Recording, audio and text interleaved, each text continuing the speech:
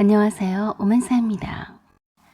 저는 32세 직장 다니는 여자입니다. 저에게는 3년이나 사귀고 있는 남친이 있어요. 별로 애틋한 관계는 아니지만 결혼 약속은 했었죠. 그냥 친구처럼 잘 지내고 있었어요. 오래 사귀다 보니 양가에서는 이미 다 알고 있었어요. 다만 정식으로 인사만 가지 않았을 뿐이었죠. 그런데 남친 어머니가 남친 할머니 제사에 저를 부르셨어요. 이유는 남친 할머니 제사에는 남친의 작은 아버지들과 고모님들도 오시니까 인사를 드리라는 거였어요. 솔직히 남친 엄마는 밖에서 식사를 함께 한 적도 있었지만 남친 아버지는 한 번도 뵌 적이 없었어요. 그래도 처음 남친 집에 인사를 하러 가는 날인데 하필 제사날이라서 조금 우아했어요. 친구들한테 물어도 보고 엄마한테도 여쭤봤지만 뾰족한 수가 나지 않았어요. 남친 말에 의하면 남친 어머니가 친척분들에게 모두 예비 며느리라며 소개한다고 다 말을 해뒀다고 해서 안 갈 수도 없는 상황이었어요. 남친도 이제부터는 정식으로 예비 며느리로서 인정을 받는 날이라면서 좋아라 했어요. 친척분들이 많이 오시는데 인사를 하라고 하는 거면 며느리로 인정하는 거라고 하더라고요. 저는 남친과는 달리 적잖이 부담스러웠어요. 제삿날이 아닌 날에 부르셨으면 얼마나 좋을까 하고 생각했어요. 왠지 여러 가지로 마음이 불편한 건 어쩔 수 없더라고요. 제삿날이면 할 일도 무진장 많을 텐데 가서 일만 하다가 오는 것이 아닌가 싶었어요. 그래서 제가 불편한 마음에 남친에게 그랬어요. 왜 하필 할머니 제삿날에 인사를 오라고 하시는 거니? 다른 날로 하면 안 될까? 내가 좀 일이 있어서 힘들다고 하면 안 되는 걸까? 라고 솔직하게 말했어요. 에이 바보야. 엄마가 너를 작은아버지랑 고모한테 보여주고 싶어서 그러는 건데 안 가면 어떡해. 남친이 제가 하필 남친 할머니 제사일에 인사를 드리러 가는 것을 꺼려하자 아무리 제삿날이라도 처음 인사 온 사람한테 무슨 일이야 시키겠냐며 걱정을 하지 말라고 했어요. 어찌됐든 오라는데 안 간다고도 할 수 없어서 가게 되었어요. 그날은 평일이었는데 연차를 쓰고 일찍 오라고 하셨어요.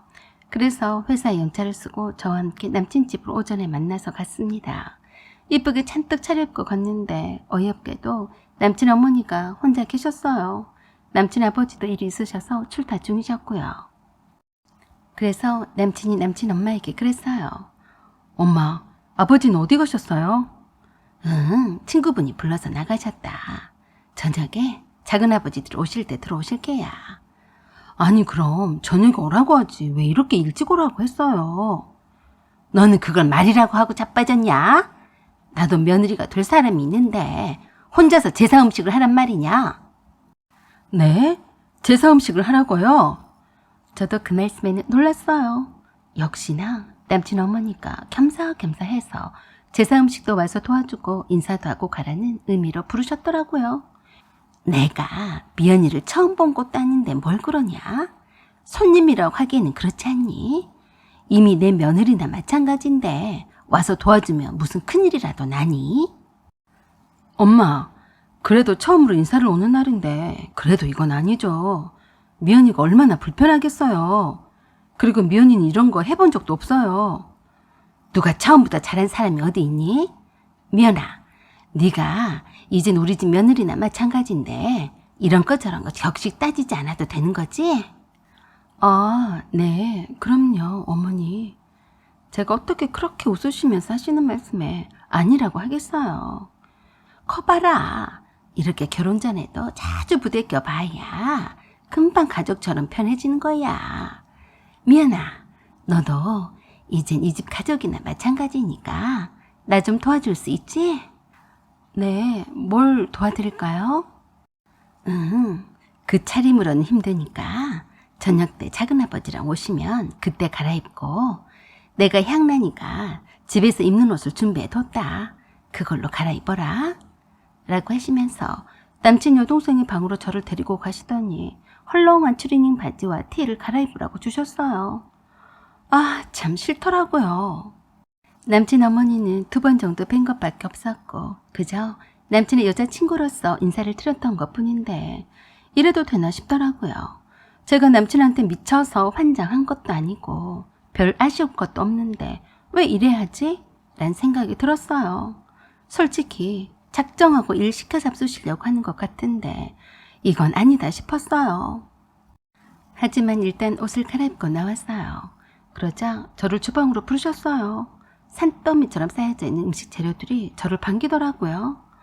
먼저 전부터 부쳐야 하니까 내가 일단 먼저 해볼 테니까 따라서 해라. 제사 음식은 정성이니까 신경을 써서 해야 한다. 알았지? 네. 먼저 계란물을 만들어라. 이거 한 판을 노른자와 흰자를 분리해서 만들어야 한다. 얼마나 많은 자를 부채길래 계란 한 판을 다 써서 계란물을 만들려고 하시는지 놀랄 노자였어요. 제가 이 짓거리를 하려고 남친 집에 처음 인사를 온다고 아침도 굶어가며 미용실에 바삐 달려가서 머리도 하고 치장을 하고 왔나 싶은 게 화딱지가 났습니다. 그뿐이겠어요.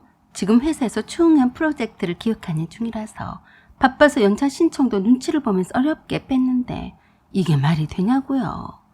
그래서 그냥 제 성질대로 하기로 했어요. 참 이 짓거리도 못해 먹겠더라고요. 전 부칠 사람이 없어서 아들의 여친을 데려와서 일 시켜 잡수시냐고요. 남친은 옆에 있는데도 일도 시켜 먹지 않고 남친의 여동생은 콧배기도 안 보이구만. 이건 예비 시어머니의 갑질 만행이로밖에 볼 수 없다고 판단했습니다. 저는 21세기 4차 산업을 선도한 여성인데 이런 것을 보고 그냥 넘어가선 안 된다고 생각했어요. 그렇지만 아무리 자칭 똥내인 저라도 처음부터 웃는 낯에 네네 해버렸는데 갑작스럽게 모양 빠지게 돌변한 모습을 보이는 것이 어째서 조금 약간 어색했어요. 그럴싸한 적당한 타이밍이 필요하다고 생각했어요. 어떻게 하면 여기를 잘 빠져나갈까 하고 잠시 고민하면서 소심하게 계란물에 소금을 왕창 뿌려버렸네요. 동태전에 쓸 동태에도 간은 소금을 팍팍 뿌려버렸어요. 제가 일부러 그런 게 아니라 남친 어머니가 뿌리라고 해서 뿌린 거였죠. 남친 어머니가 전감을 제 앞에다 산처럼 쌓아놓으시고 계란물을 손가락으로 찍어서 간을 보시더니 인상을 찌푸리셨어요. 아니 이게 뭐냐? 소금을 쳤니? 네, 아까 소금 치라고 하셨잖아요. 아이고 이걸 어째? 망했네 망했어. 이 많은 걸 아까워서 어쩌냐? 그래서 제가 바로 일어나면서 말했어요. 동파리 어머니, 저는 못 도와드리겠네요.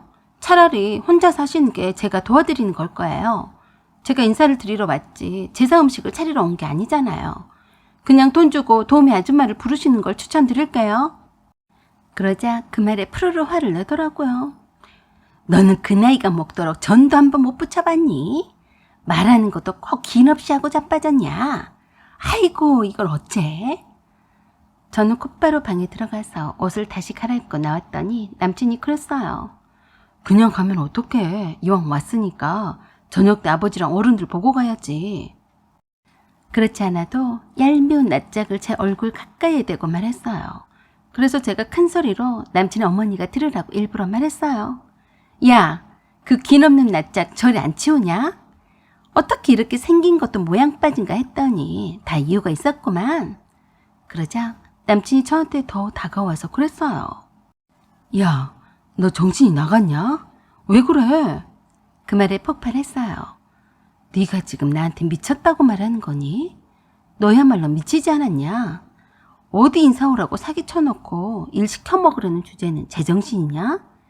그래, 내가 미친 짓 한번 하고 갈게. 라고 하며 그 큰 볼에 있는 짜디짠 계란물을 들었다가 남친 얼굴에 정조준하고 부어버렸어요. 바보 같은 남친이 뒤로 나자빠져서 미끄러워서 일어나지도 못하고 악을 써대고 있었어요. 남친 어머니는 놀라서 눈을 크게 튀겨 뜨시면서 입을 못 다물고 있었고요. 저는 제가 들고 왔던 선물을 다시 찾아서 들고 아무렇지도 않게 나와버렸어요. 거실의 소파와 여기저기 계란물 때문에 청소 꽤나 고생을 하겠더라고요. 그날로 남친과 이별 통보를 했습니다. 별 가짜는 집구석에서 얼마나 저를 우습게 봤으면 처음 인사를 오는 날에 앞치마를 두르게 하고 일 시켜 먹을 생각부터 하나요? 웃긴 짬뽕 같은 남친과 남친의 어머니였어요. 시작이 반이라고 했는데 시작이 이러하니 더더욱 아니라고 생각했습니다. 사연은 여기까지입니다. 구독과 좋아요 부탁드려요. 감사합니다.